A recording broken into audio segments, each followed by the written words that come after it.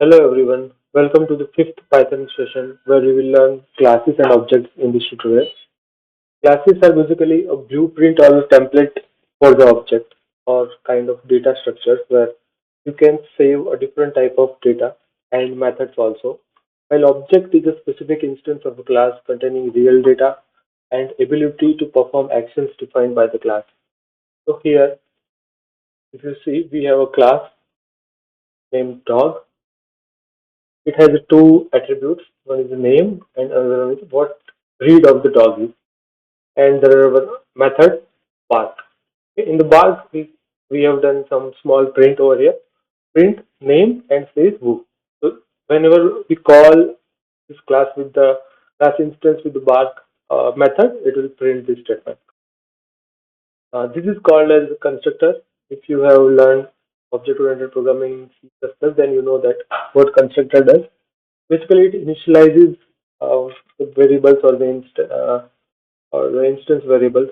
Basically, what we call self is a keyword that we use to differentiate the arguments, like basically input arguments. When we mention self, it means that it is a instance variable, whereas just a normal a name is input parameter. So that way, it is a more readable that self.name is an instance and name is input argument. So we are assigning name to the self instance. And here we are trying to create an instance of class dog and assigning it to dog. So dog is now an instance of this class. Okay, now instance dog will have two variables, name and breed. Here we are assigning name as a Rex and Labrador as a breed. Then we are calling the API or method that is bark. We call dog.bark, so it will print Rex space who. And when I print dog.breed, that is instance variable, we have assigned Labrador over here, so it will print Labrador. Let me clear it out and try to run it for you.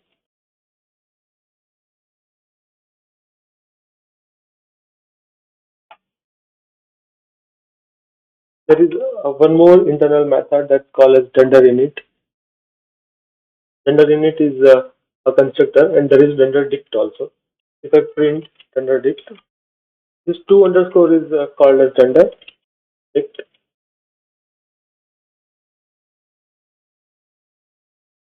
Render.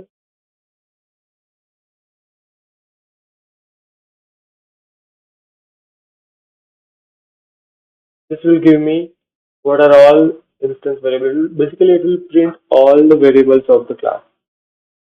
Okay? I hope it is clear. In the next section, we will learn about inheritance.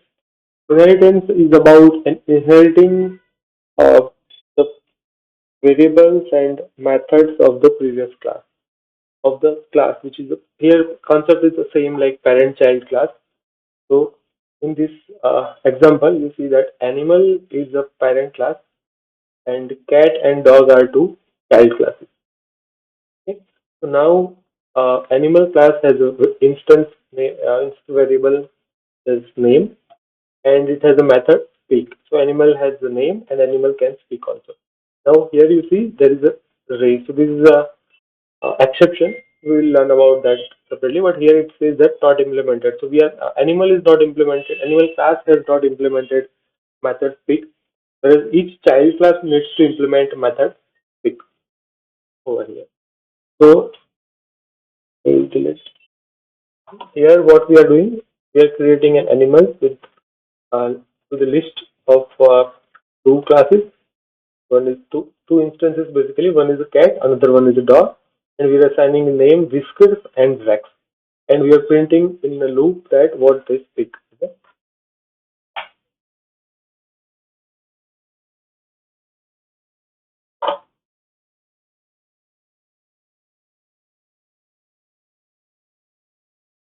So like it said, first print the cat Whiskers. Okay, so now its output has came where animal A first instance is cat, So whisker will be meow, that is a cat class method. Whereas the second one is a rex. So in rex is woof, that is a dog class method has been called over here. So that way you can call different class methods by inheriting the animal class. For inheritance, there is a simple structure. You need to define a class, then child class name. In the bracket, you need to mention a parent class name. Here, there can be many parent classes. You can put a comma and put next parent class. So that way, you can inherit method and variables from different classes, multiple classes. All the instances, whereas instance variable are the variables which are stored in each and every different instances, whereas class variables are the common. So you might have heard about the static uh, static variables. So these are class variables are similar to static variables. Okay. So if you see over here, we have a counter which counts how many times this class has been initialized. So that is a count. Class variable, you can call it like counter dot count. So class name dot operator and then variable name.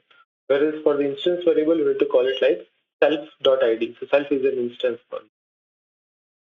Okay, so now here each object we are assigning which count it is. So first time you initialize, your id will be 1. Second time you will initialize, it will be uh, id number 2. It will be incremented by 1. So I'll try to run this.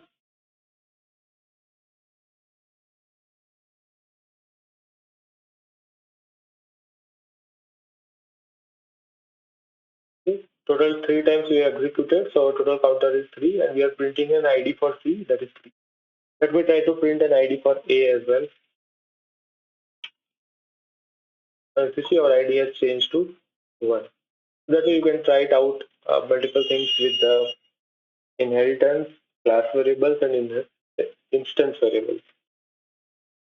So try out some examples and then we'll look.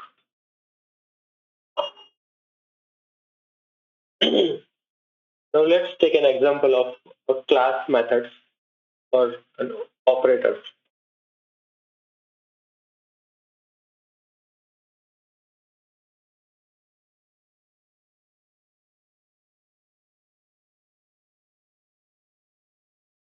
Okay, so now I'll show you an example of operator override over here. So here we are defining one of the class name as point.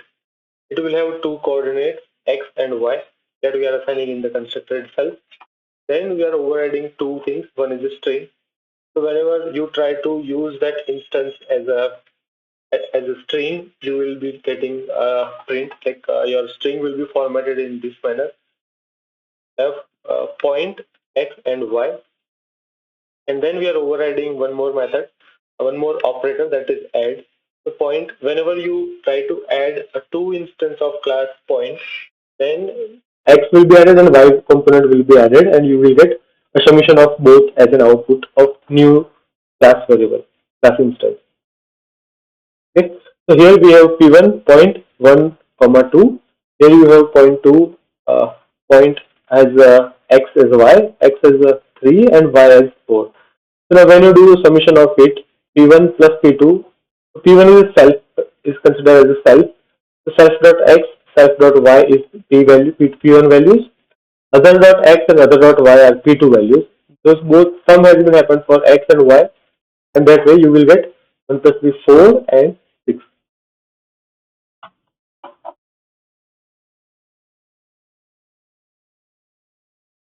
Okay. Now we will try one more example where we multiply it. Okay, so we'll copy this similar way. We'll do over here like mul, and we'll change this operator.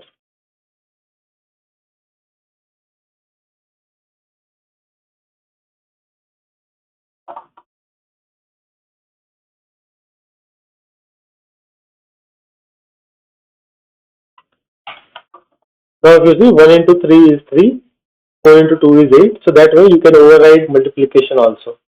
That way you can define an operators for the class variables as well.